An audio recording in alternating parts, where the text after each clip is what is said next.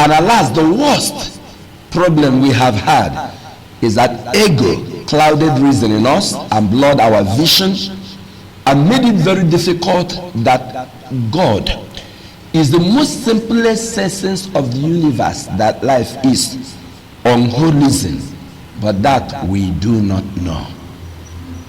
An average believer who is making effort to know God must look for a book to read him.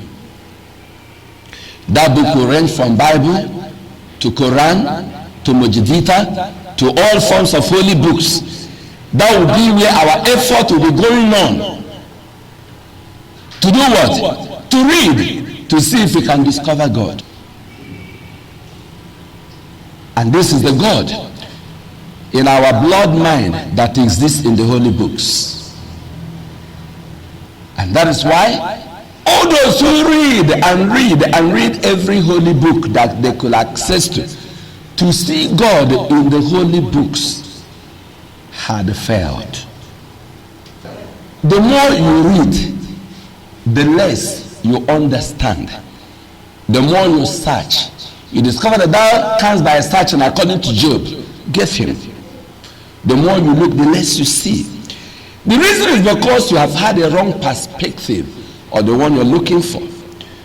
The account of the prophets in their writings of God was in the best ability each of them has, is to show you what they have seen of God where they met with him, not in the book they were writing. This is just like somebody taking up a biological textbook to read biology, and the biology is reading is in the biological textbook that it exists. He reads about rat, and the rat exists in the textbook. Okay? He reads about plant, and the plant is in the textbook is what? Existing. Okay? The geography students read what? Geography, the graphy of the earth. Writings about the earth, and where the earth exists in the what? In the book. And how can you, with this wrong perspective of looking for the earth in the book, the rat in the book, the human in the book, forms of life in the book, can that make a meaning to you? It cannot make a meaning. The book is only a guide, a help for you to look for life that is being pointed to you by the book, outside the book. And that is why the Bible will mess you up, the Quran will mess you up, and any holy book will mess you up, as they begin to tell you about God, and you continue to move around the book without seeing what they are showing you. Look out to where life is, beginning from yourself and beyond you, to see what life is spurring you to be and do. As a matter of fact, God is not meant to be known in any book, because he cannot live in any book. He is buried and interwoven with life.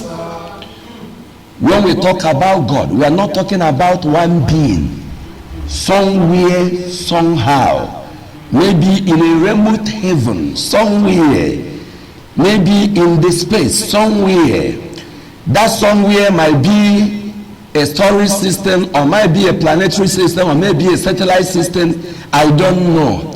And that is called heaven. Please, may you, if you know more of the place, you can help us to identify, because I believe it cannot be in the book it is existing, right? It must be somewhere in the space, and all we know that exists in the space exists as radiant energy sources in form of storing beings like the suns, stars, right? Then around them are configured planetary systems like our planet Earth and other planets are orbiting around our local sun, closest sun, a star closest to us, right?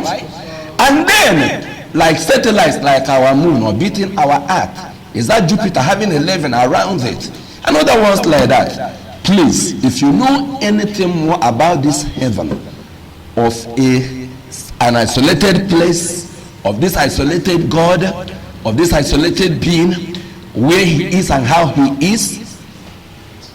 May you be of help to us so that we can discover more, either from your book or yourself, where and how he is.